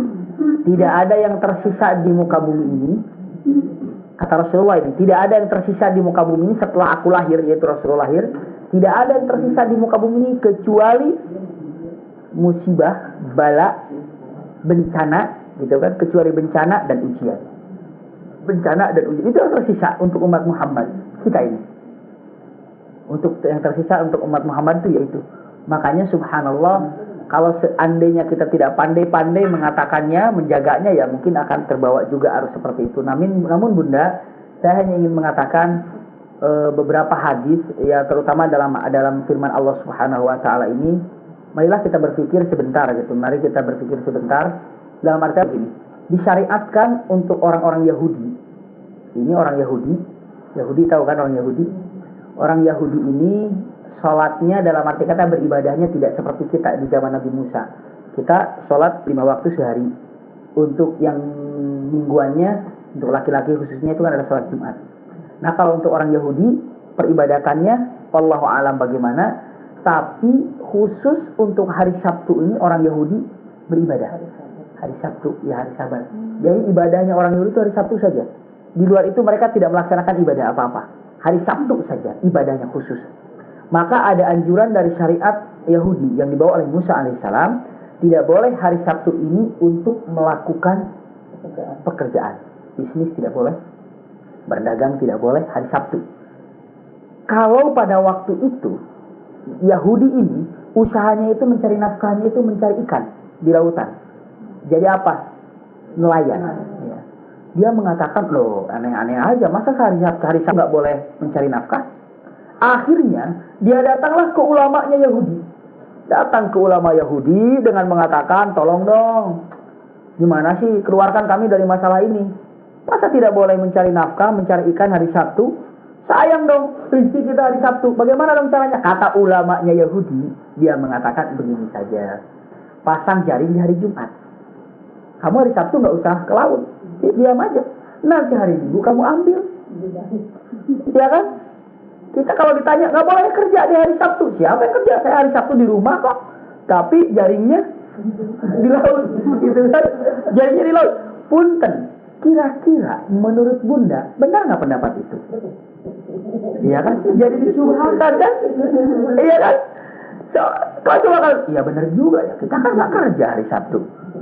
Enggak, saya nggak kemana-mana. Hari Sabtu di rumah kok. Tapi jaring kamu ya jaring saya di situ. Saya kan di sini, nggak kerja. Tapi yang namanya ikan, mana tahu nih hari Sabtu enggak berarti nggak kesana. Enggak, ikan suka aja kan mau hari Sabtu, mau Minggu, masuk aja dia ke sana. Nah, inilah gara-garanya ulama Yahudi sendiri yang mengacaukan peraturan ini. Maka Allah marah.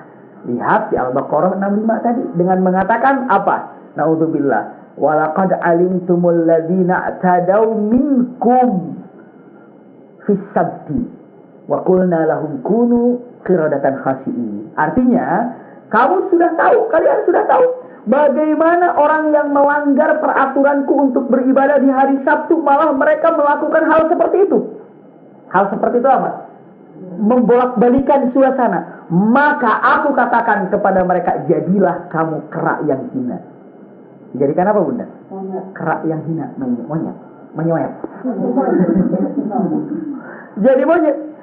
Ada ulama mengatakan mereka memang jadi monyet kok. Jadi monyet cuma 3 hari mati. Ulama mengatakan seperti itu. Tapi jumhur ulama, 80% ulama mengatakan mereka tidak jadi monyet.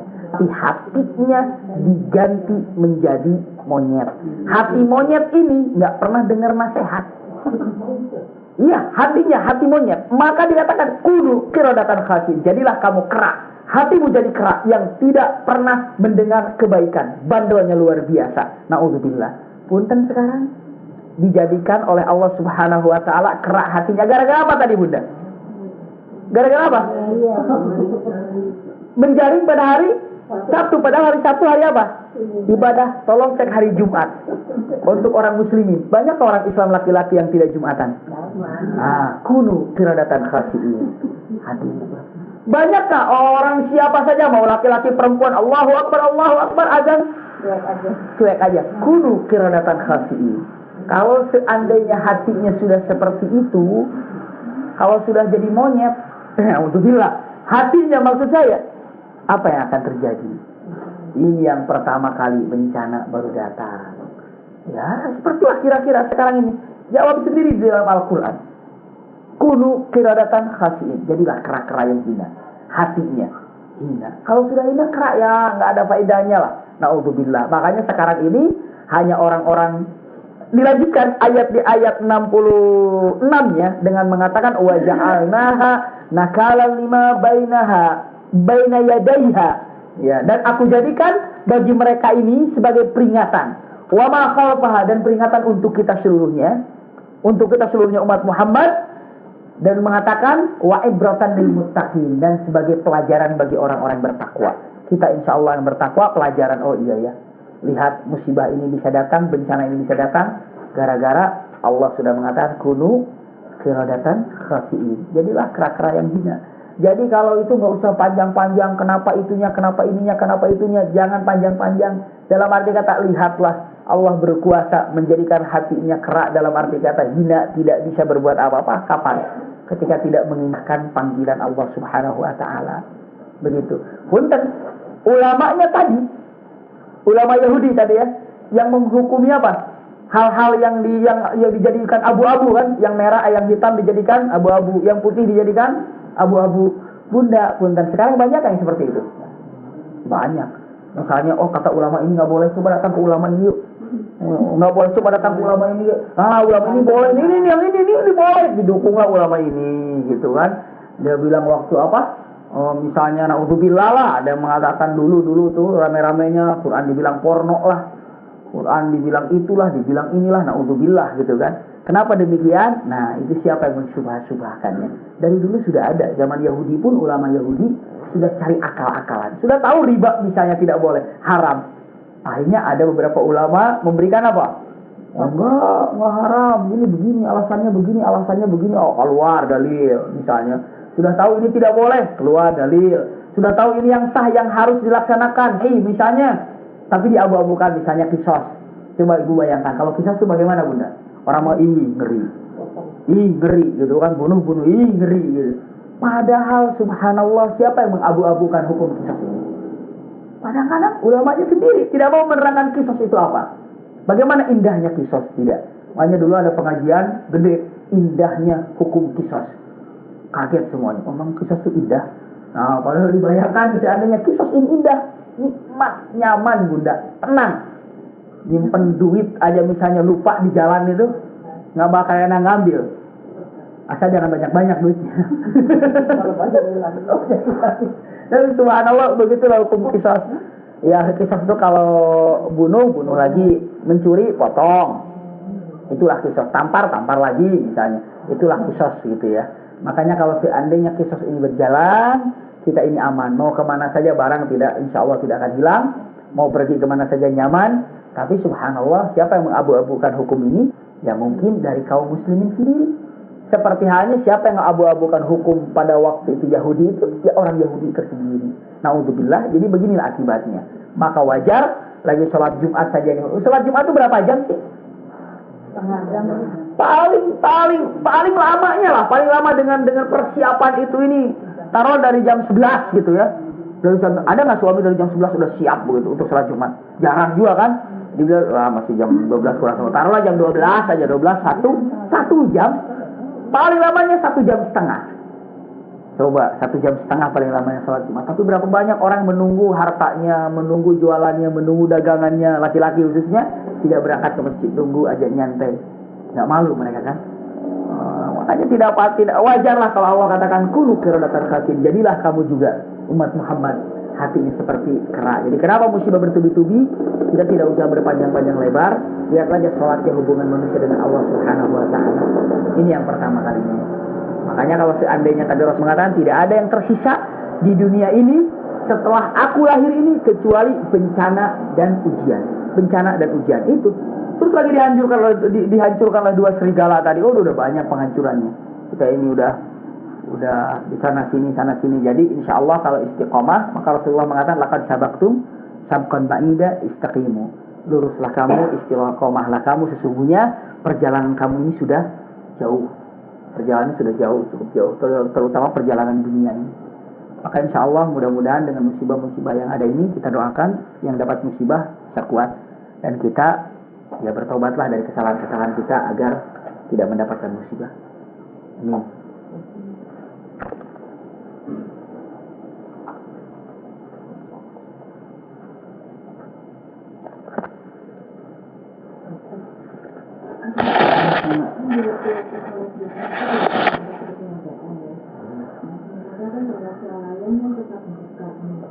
Kadang-kadang ibu-ibu justru mengambil kesempatannya di situ karena berarti kan berarti ada substitusi ya. Itu maksudnya gimana dengan yang mendatangi kalau ibu-ibu ya? Bismillahirrahmanirrahim.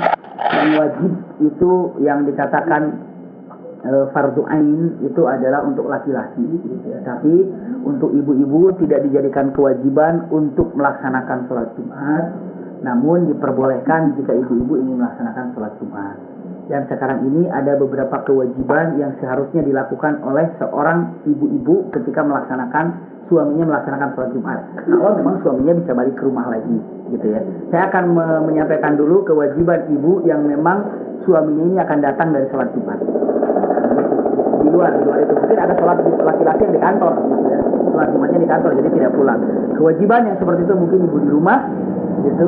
Subhanallah, orang yang melaksanakan sholat Jumat ini barokahnya banyak. Kenapa barokahnya banyak? Karena dia berkumpul dengan orang muslimin muslimat di situ. Juga dia mendengarkan tausiah di situ dan dia i'tikaf di dalam masjid. Walaupun tidak di dalam masjidnya karena penuh, tapi hatinya di sana. Intinya wajar kalau ada suatu hadis dengan mengatakan al-jum'atu hajjul fuqara wal masakin. Orang hajinya orang fakir miskin, ataupun orang yang ingin melaksanakan ibadah haji tapi belum, ataupun orang yang sudah melaksanakan ibadah haji tapi ingin melaksanakan ibadah haji lagi, yaitulah ketika sholat Jumat. Jadi kalau seandainya orang ribut menjemput orang yang habis sholat, yang haji, ya kan yang haji itu kan biasanya masih ada cahaya Mekahnya, udah tolong doa segala macam begitu kan. Kenapa tidak berebut kepada suami yang pulang dari Jumat? Apakah Jumat? Beda Jumat sama haji, begitu kan? Bukan masalah beda atau itunya, tapi dari segi pahalanya bagi mereka yang ikhlas sholat Jumat tinggi derajatnya. Jadi alangkah baiknya bagaimana? Jangan dibiarkan wajah suami ini kemana dulu tatapannya, tapi sama istri dulu karena dia baru selesai Jumat. Terlepas lagi Jumatnya dia tidur, bagaimana? Yang jelas sah dia Jumat. Datang, sambut. Begitu, ini kewajiban seorang perempuan. Kenapa demikian? Karena seolah-olah dia pulang haji. Wallahu a'lam. Ada hadis seperti itu. Yang kedua, bahagiakan si suami setelah sholat Jumat. Karena apa? Karena di situ makbul doanya. Jadi bunda ketika dia datang ke rumah, kalau mau bunda nih, Pak doain dong karena habis Jumatan. Loh, kenapa emang? Makbul doanya, mustajab orang yang habis sholat Jumat. Kalau kita kan boro-boro, pas datang suami, lama Pak Jumatannya? Iya, macet gini-gini, gitu. Kadang-kadang bilangnya, misalnya lagi nonton TV atau bagaimana, belum masak lagi nih, pas hujan, alhamdulillah hujan, telat deh suami datangnya, nonton TV lagi deh, gitu kan. Cuma bisa seperti itu. Kadang-kadang lagi hujan, hujan kasihan, Pak perlu dijemputnya, misalnya, atau perlu payung nggak, atau segala macam, enggak. Jadi biasanya Jumat itu sudah satu hal yang lumrah biasa, padahal itu subhanallah pahalanya besar bagi ibu-ibu yang menunggu orang sedang melaksanakan sholat Jumat. Jadi ketika nanti datang, sambut, setelah sambut, sampaikan, mau makan dulu, mau apa, makanan sudah siap di sana, mau ganti baju siap, sudah di sana, gitu kan? Mau apa, sudah siap semuanya. Subhanallah, silahkan bahagiakan suami yang baru datang sholat Jumat. Ini bagian tinggal di rumah. Sekarang hukum yang tadi, bagaimana kalau seandainya suaminya tidak di rumah? Wah, berarti itu tidak ada masalah. Yang penting mengingatkan sholat Jumat. Oh iya, doakan ya habis sholat Jumatnya. Iya, subhanallah, silahkan. Sekarang ini bagaimana kalau orang justru lagi di mal-mal itu kan sepi Jumat itu. Sepi, makanya ibu-ibu memberikan kesempatan di sana. Alangkah baiknya, bukan berarti tidak boleh segala macamnya, hormati dalam arti kata yang sedang diagungkan oleh Allah Subhanahu wa ta'ala, yaitu hari Jumat. Makanya kalaulah seandainya ada dikatakan afdalul ayyamu yaumul Jumat, yang paling mulia hari itu adalah hari Jumat, maka hari Jumat ini dipakai untuk shopping. Makanya bagaimana? Alangkah baiknya khusus untuk hari Jumat. Apa kira-kira? Makanya ada orang beberapa yang bersedekah khusus Jumat. Iya, berapa? Saya mau bersedekah kalau Jumat. Kenapa? Mungkin di situ ada satpam, mungkin ada di situ ada ini untuk makan paginya, mungkin untuk makan sorenya. Ada seperti itu. Silahkan, baik hari Jumat luar biasa. Nanti insya Allah di minggu datang selesai daripada selesai bahasan gitu kan, nggak terlalu panjang, ataupun bagaimana kita akan sisipkan Jumat. Apa sih kemuliaan Jumat? Malam Jumatnya itu apa? Karena subhanallah, malam yang paling indah itu malam Jumat. Subuh yang paling mulia itu subuh Jumat. Subhanallah. Besok hari Jumat ya? Subuhnya hati-hati itu. Ambil subuh Jumat itu. Kenapa? Ini paling mulia. Tidak ada hari subuh yang Rasulullah cintai, Rasulullah sukai, yang Rasulullah idam-idamkan, yang Rasulullah tunggu-tunggu, kecuali tahajud malam Jumat. Subhanallah. Kita melihat Jumat itu apa sih? Sayyidul ayyam, tuannya hari. Tuannya. Maka kalau boleh nggak ya hari Jumat ini kita shopping, misalnya pas lagi itu kan kosong perjalanan gini segala macam, atau itu ini segala macam, dalam hati kata, saya nggak mau hari Jumat. Kenapa? Ini adalah Sayyidul ayyam. Suami lagi Jumatan, kita duduk di rumah aja lah. Kenapa? Istighfar. Apa itu? Ini mendekatkan kepada Allah. Setelah itu ya silahkan selesai. Mau berangkat juga tidak apa-apa. Istilahnya begitu. Kalau bahasa ininya ya peperihan, orang Yahudi itu hari Sabtu gitu ya. Bukan hari Jumat. Hari Sabtunya kan lama, dari mulai terbit fajar sampai terbenam fajar, itu Yahudi. Kenapa? Karena dia tidak ada sholat 5 waktu, tidak ada. Nah sekarang ini ada 5 waktu dan ada Jumat kesempatan yang seperti itu. Makanya sampaikan juga ke suami, Pak, nanti kan sholat Jumat, ingat Pak ya, kenapa? Di antara nanti khutbah, kan ada 2 khutbah ya. Di antara 2 khutbah itu doa mustajab. Doa mustajab khususkan untuk saya ya Pak ya. Subhanallah. Misalnya ibu dengan aduh, saya gimana ya nggak bisa sholat Jumat ya, gimana ya? Anak yang masih kecil dekatkan untuk sholat Jumat. Didekatkan untuk sholat Jumat. Seperti itu. Kenapa demikian? Nanti subhanallah tahu sholat Jumat itu faedahnya apa. Bayangkan, lain seseorang suami datang habis sholat Jumat. Subhanallah. Lain rasanya. Habis sholat Jumat dia masih bawa berkah dari masjid. Bawa berkah dari masjid. Kalau dari kantor kan ya begitu-begitu aja, wajahnya ya agak kacau-kacau dikit. Tapi kalau dari masjid itu lain. Subhanallah. Kadang-kadang kita harus tanya, Pak, khutbahnya tadi apa ya Pak ya? Sampaikan dong sama mama tadi khotibnya bicara apa? Nggak tahu, aku tidur mas. Makanya dulu ada khotib juga pernah pas mau khutbah kan, ada orang tidur gitu kan, udah mulai tidur di sini. Fotonya kan alhamdulillah tadi misalnya, alhamdulillah apa gitu ya. Dia mah alhamdulillah bismikallahumma ahya wa amut. Kenapa ada yang tidur? Subhanallah. Begitu, makanya alangkah baiknya kalau nanti suami yang mau berangkat Jumat sampaikan. Ada beberapa hal yang harus sampaikan. 1, doa ketika menjelang, bukan menjelang apa? Di antara khutbah, 2 khutbah. Selanjutnya lagi doa mau pas ke rumah itu, Pak doa dulu dong Pak. Subhanallah, indah. Jadi alangkah baiknya suami ini kalau suami datang, istri siapkan di rumah. Apa nih kira-kira? Iya, apakah gitu kan? Saya nggak bisa mengatakannya apa itu. Langsung begitu gitu, ataupun makanan sudah siap, segala macam siap. Itu Allahu Akbar. Gimana sih? Asalnya suami baru datang haji gitu. Dia mungkin Bunda nggak pernah bagaimana Jumatan karena di sini tidak lazim ya. Padahal hadisnya itu umum. Barang siapa yang melaksanakan sholat Jumat dianjurkan untuk mandi. Tidak laki-laki, tidak perempuan. Umum. Barang siapa berarti laki-laki dan perempuan. Cuma di sini kalau perempuan Jumatan nggak lazim ya. Nggak lazim. Padahal tidak ada masalah. Tidak ada masalah sholat Jumatan perempuan tidak ada masalah. Subhanallah. Tapi di sini ya nggak lazim. Seperti itu ya. Alangkah baiknya duduk di rumah. Siapkan zikir, kalau mau tutup ya silakan, tapi sayang kalau dihambur-hamburkan mubazir waktu itu. Dosa juga gitu loh. Karena kan di mall itu juga kan yang melayani laki-laki. Minimal begini dosa apa enggak ya gitu. Misalnya dosa enggak.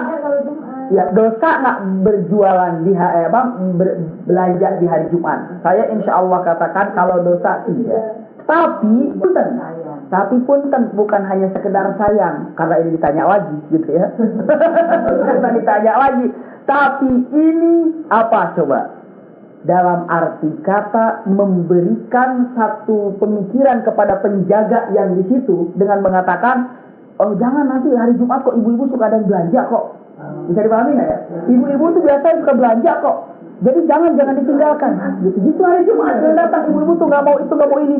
Nah, dengan kita mengatakan, tuh kan datang kan Jumat kan.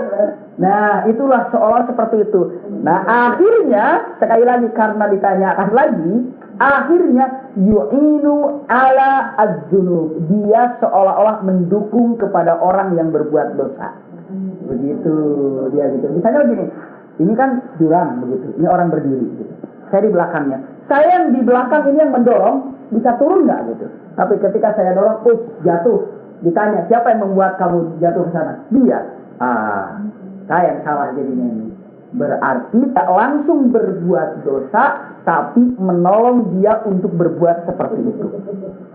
Terserah, pikirkan saja. Makanya dikatakan dosa, enggak gitu. Kalau enggak dosa, tapi dia berbuat dosa bisa dikarenakan kita. Kenapa? Si ibu mengatakan atau si penjaga dengan mengatakan, datang kok justru cuma ibu-ibu datang. Ibu-ibu yang datang dari si anu pengajian ini bisa datang hari Jumat. Pas datang, tuh kan gitu kan datang hari Jumat. Tuh kan jadi sudah suatu kelaziman kalau ibu-ibu ini datangnya hari Jumat. Maka alangkah baiknya dia bilang sepi ya hari Jumat ya, ibu-ibu ternyata nggak ada yang belanja. Tuh kan akhirnya udah balik itu sholat Jumat aja. Tuh kan hebat. Jadi kalau menurut kan ada kalau sholat Jumat ada sholat Jumat ibu-ibu semua bapak-bapak pulang makan iya. Ya sekarang iya betul ada pendapat seperti itu dengan mengatakan jangan dulu sholat zuhur sebelum bapak-bapak itu datang pulang ke rumah gitu kan. Intinya itu bukan larangan. Namun jangan sampai dulu melaksanakan sholat sebelum satu persiapan menyambut suami ini. Makanan sudah siap. Jadi dahulukan dulu tuh makanan siap. Jadi selama berangkat suami, ya silakan berangkat. Minimal siapkan makanan, siapkan itu, siapkan ini, sudah rapi. Baru sholat. Berarti jangan, dalam arti kata apa ya? Lebih mengutamakan membahagiakan suami di situ, titik di situ saja. Di hari Jumat itu saja. Dalam arti kata, bereskan makanan, bereskan itu, udah beres seluruhnya, baru sholat. Suami datang, sudah siap semuanya. Dan bukan berarti larangan misalnya, ini makanan belum siap, itu belum siap, sholat juga enggak, tunggu suami datang. Itu ngaco. Udah datang sholat, suami datang, Assalamualaikum mak, ya, makanannya mana? Belum masak pak. Belum mandi mak? Belum, lagi airnya belum masak misalnya. Terus belum sholat? Belum. Ya semuanya juga belum. Maka larangan itu sesungguhnya bukan tidak boleh sholat. Tapi sholat. Tapi setelah itu rapikan. Punten, mana yang lebih baik? Kita masak dulu, apa mandi dulu? Masak dulu kan? Sudah masak semuanya beres, sudah siap dibereskan. Mandi, sholat, bersih. Pas suami datang, nih wajah saya begini misalnya. Itu kan? Makanan begini. Mau makan yang mana dulu? Misalnya. Begitu. Nah. Jadi arti itu sholatnya kita ya. bersamaan dengan sholat beliau di masjid itu bisa boleh. Tunggu orang jadi tidak makanya menunggu sholat menunggu orang Jumat itu ditakutkan ini belum selesai gitu. Jadi ini untuk membahagiakannya. Dia dirapikan rumah segala macam gitu. Makanya waduh, hari Jumat itu sesungguhnya hari keindahan ya. Hari indah, apa saja hari indah. Jadi alangkah baiknya kalau hari Jumat itu anak-anak yang masih kecilnya udah nunggu di dalam. Jadi pas datang, bapaknya Assalamualaikum dijemput sama anaknya. Waduh, enak sekali itu. Top.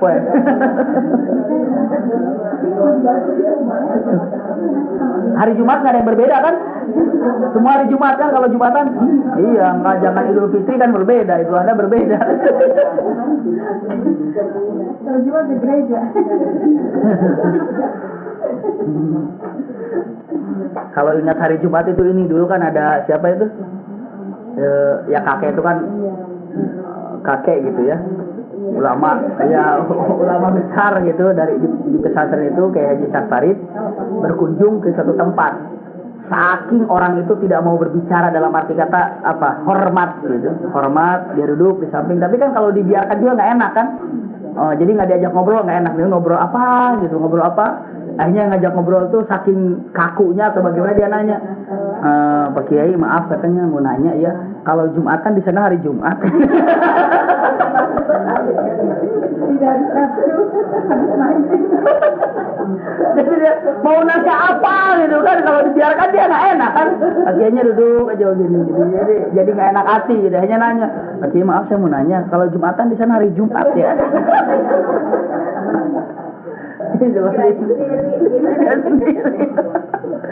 Subhanallah, alhamdulillah. Nah, silakan dulu. Oke.